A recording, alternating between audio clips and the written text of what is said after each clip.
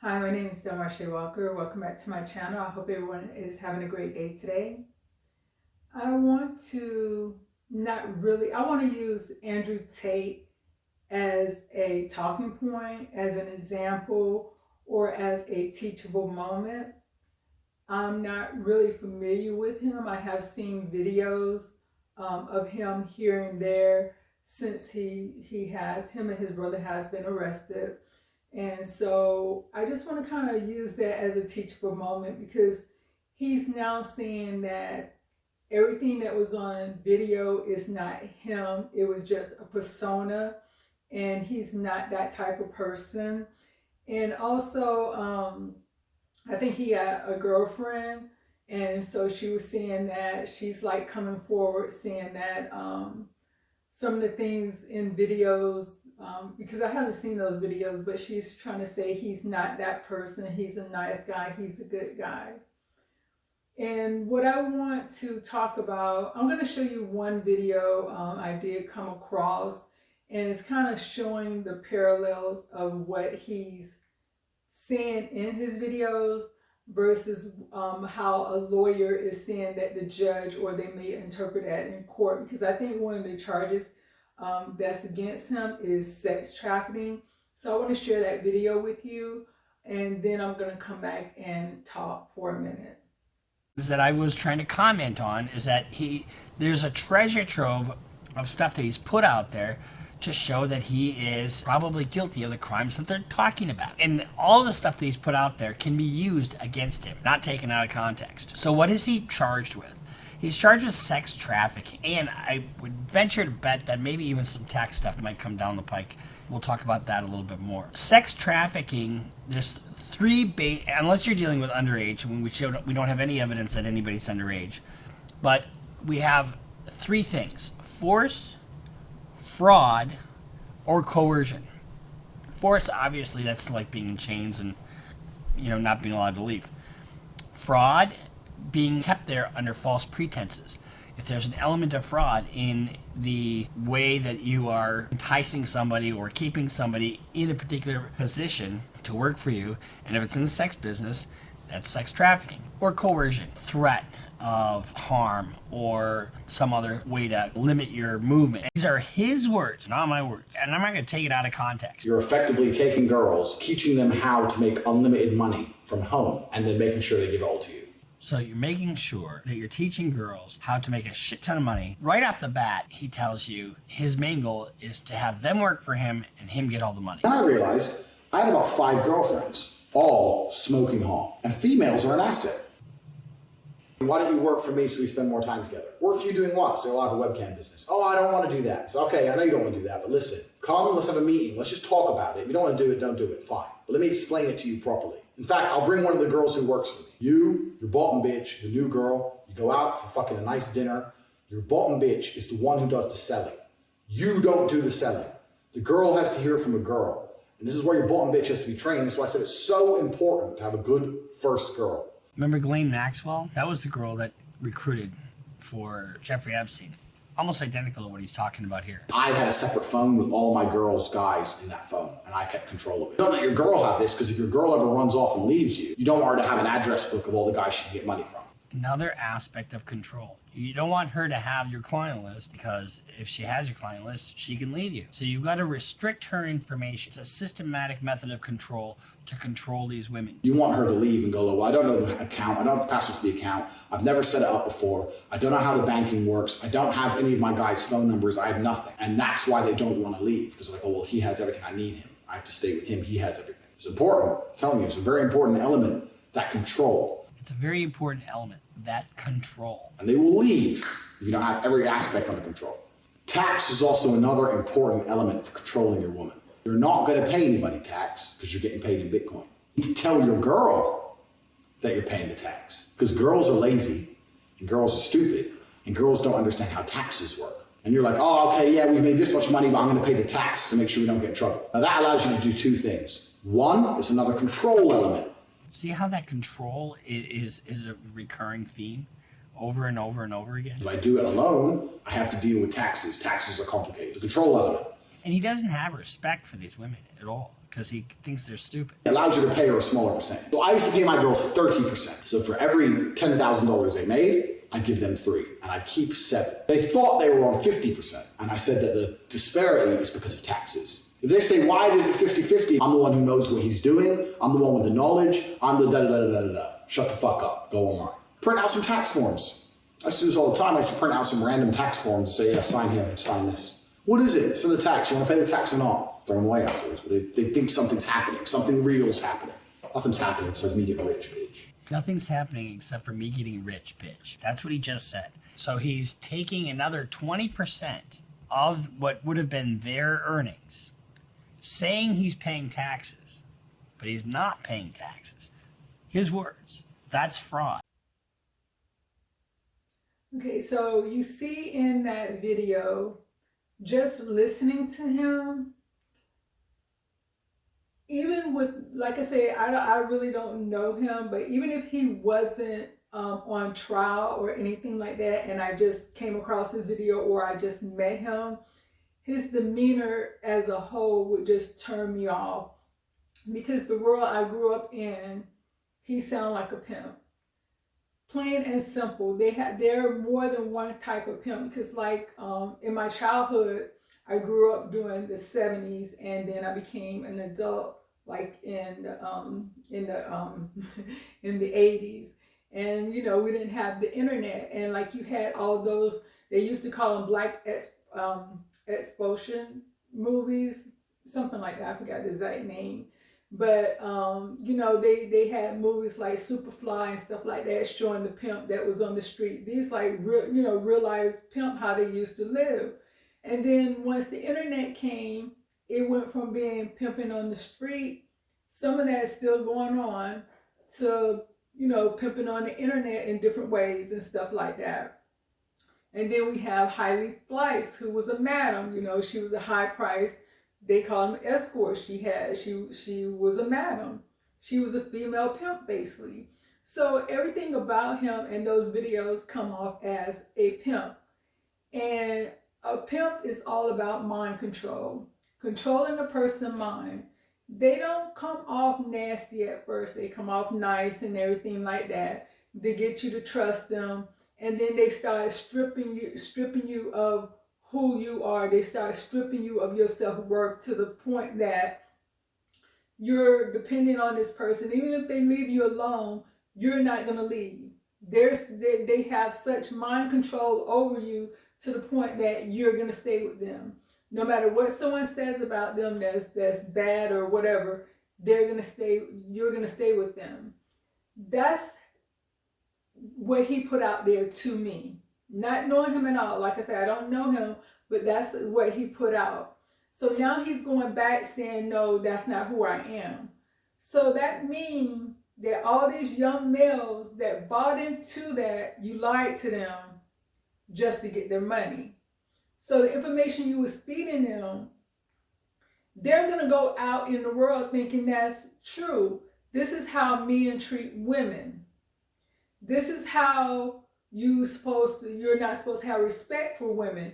The only reason you have women around is because they're assets. They can make you money. They can get you in certain you know, they give you attention. You have beautiful women around you.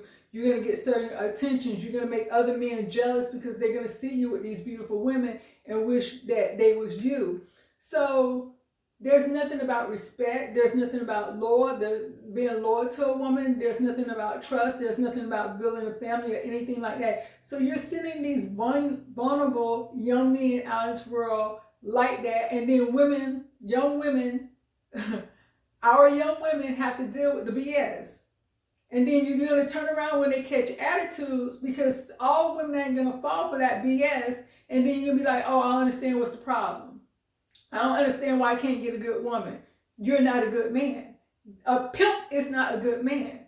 Walking around with a pimp attitude is not a good man. And that's all he put out there. So I don't understand the new age men when it comes to social media, that y'all do one or two things. You go on there and say you're a killer, you're a dope dealer, you're a pimp, you're all this, until it's time to pay the piper. Then it's like, no, I just was lying. Who who lie about crime. I don't understand that. Criminals, real criminals. I've been around real criminals. I've been around pimps. I've been around prostitutes. I've been around dope dealers. I've been around all that. I've been around killers, people who have served time for murder. I've been around people who served fed time.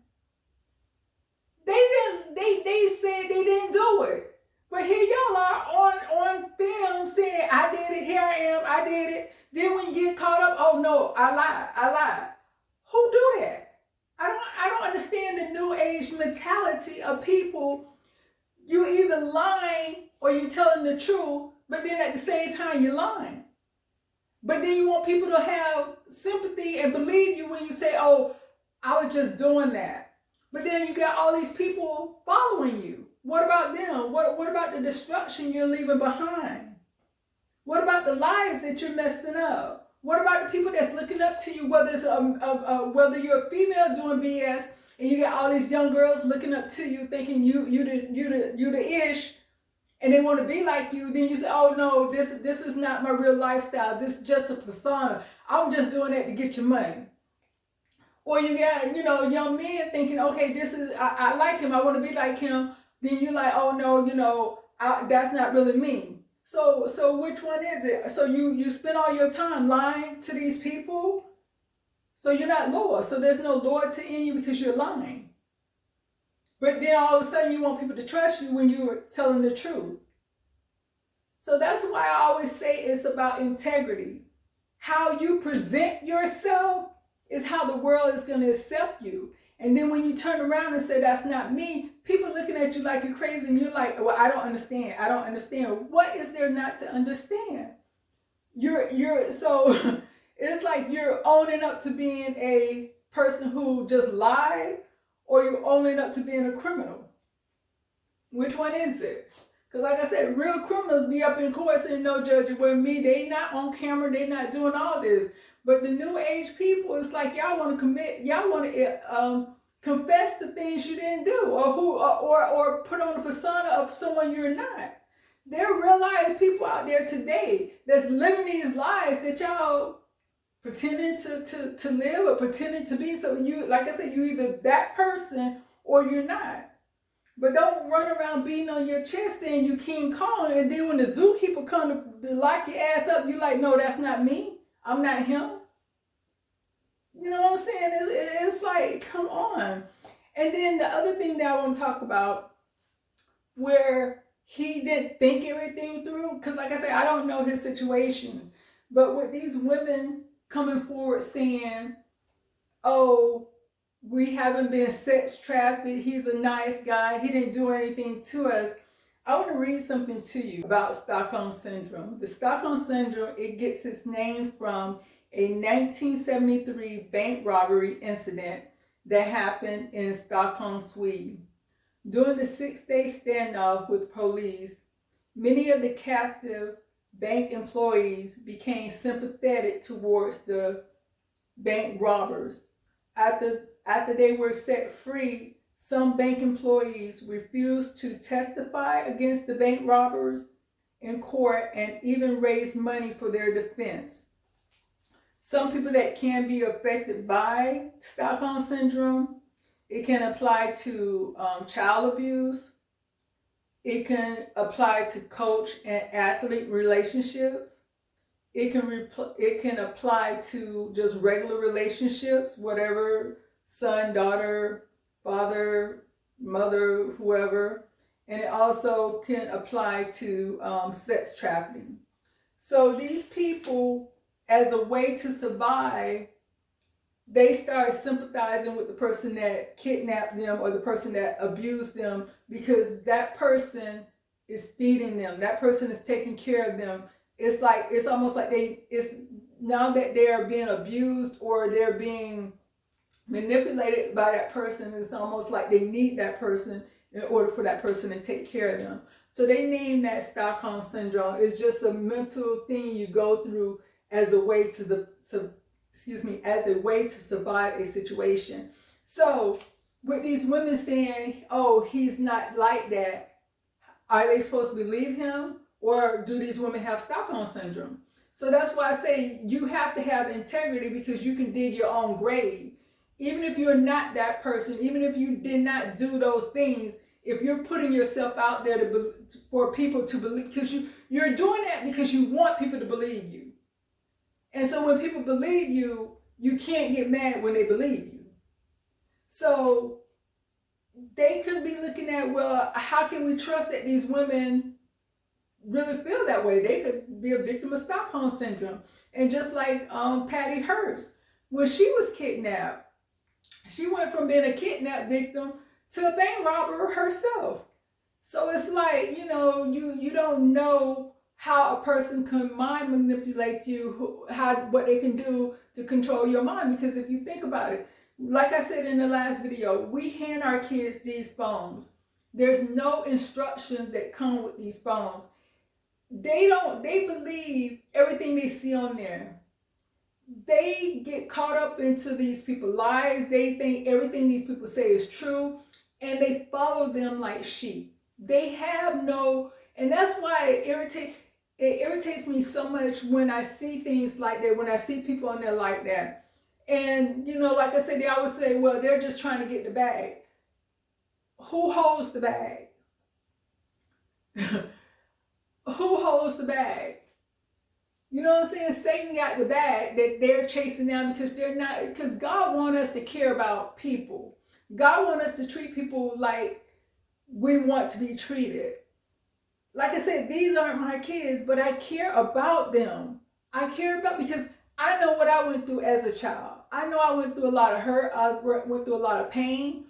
And I don't wish that on anyone. Even if some people sit and say, well, no one stood up for me. No one had my back. I don't care. Oh, if whatever money I can get from these people, I'm going to get it. I'm going to get it. I'm going to get it. I'm going to get mine.